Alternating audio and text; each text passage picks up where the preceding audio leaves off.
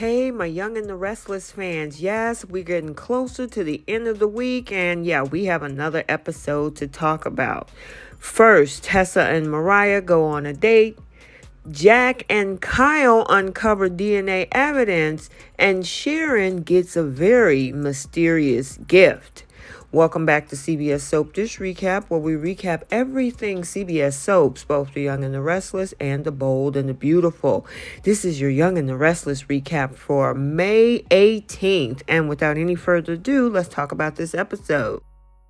So let's start out over at Crimson Lights, where we see Tessa and Mariah bring over baby Aria because Grandma Sharon has to babysit. And of course, she is fawning all over her little granddaughter. However, these two are very nervous to leave the baby behind for the first time, but Sharon kind of reassures them to just go off and enjoy each other. In the meantime, she get this mysterious bottle of wine with a note. And the thing is, it looks like it's the beginning of a very, very interesting new storyline. So let's head over to the GCAC lounge where we see Chance is meeting with Christine, telling her he's been doing a so-called deep dive into the evidence. Why don't you dive yourself over to the morgue and check out those bodies? You'll realize it's not Phyllis. Now, I'm sure in this so-called pool of evidence he's finding, he, of course, haven't dived deep enough. Anyway, she tells Chance that she needs a rock-solid prosecution if she's going to win the case. Still, nobody compared to dental records. I mean, I'm looking at these two like knucklehead number 1 and knucklehead number 2. And Christine, if you're counting on Chance to give you that evidence, you're in for a rude awakening. Now, she tells Chance that she never thought Michael would suggest that Phyllis is still alive. That's because you can't think straight. I mean, seriously, if she tried to unalive you with a car, what makes you think she wouldn't try to go after Diane? Now, Chance, who's the so-called brains of this operation, thinks Diane was working with Stark because she couldn't do this alone.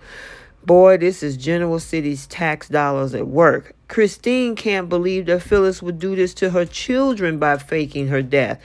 Yeah, because why? She's such an upstanding citizen. I mean, remember, she tried to run you down but hit Paul. Boy, I can't wait till all of this comes out. And I'm telling you, the two of them are going to be looking like, man, do we need to question whether we deserve the jobs that we actually have? So now let's head over to the Abbott estate where we see Tucker is showing Ashley videos of Dom playing the drums.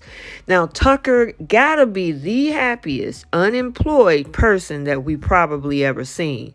Diane came in and Ashley and her are going at it. I mean, even Diane is antagonizing her even further, asking her for help choosing a wedding dress. Tucker had to grab her real quick. Ashley said that, you know what, I could actually, get rid of her. Be careful. Be very careful. I would hate for Diane to come up unalive and then what? You get arrested now? So now Diane is walking around the room looking frustrated as she has that ankle monitor on because as she's going to be locked into that ankle monitor until they can find Phyllis. She happens to pick up that memorial obituary of Phyllis and she ripped it to shreds, going out to the front door, screaming, "Phyllis, where are you? I know you're out there." And yes, she is riding around on her broom. So now we're over at Devon's penthouse where he's expecting a little gift. At the same time, Abby is concerned about Tucker being the doting granddad that he's being. I mean, everything from him showing up, spending the entire time at the little kid's concert. Abby is like, well, maybe he is trying to change his ways. At the same time, she is so untrusting of him being around her mom.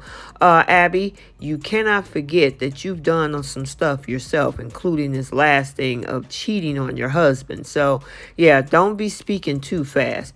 The gift finally came, and it's actually documents showing Devon with his new last name. So then they decide to head over to the lounge dedicated to Neil over at the GCAC. They ran into Mariah and Tessa. He had a few words to say to his dad. all of a sudden Ashley and Tucker showed up, and of course they look like one big old happy family. Son and daughter, and of course father and mother, all of them dating the other. So now let's head over to the Roach Motel where we see Jack and Kyle showed up, where Mr. and Mrs. Stark were shacked up in. Now, Kyle and Jack brought their gloves. They even brought some Ziploc bags. Now, Kyle is worried because the place might have been cleaned up since Phyllis stayed there. However, Jack said, look, we need to find something with Phyllis's DNA on it. Jack then finds some red hair. And of course, he was like, yeah, I don't know. A lot of people might have come through here with red hair. Well, fun fact, only 2% of the population actually have red hair. So the chances of that being Phyllis is extremely high.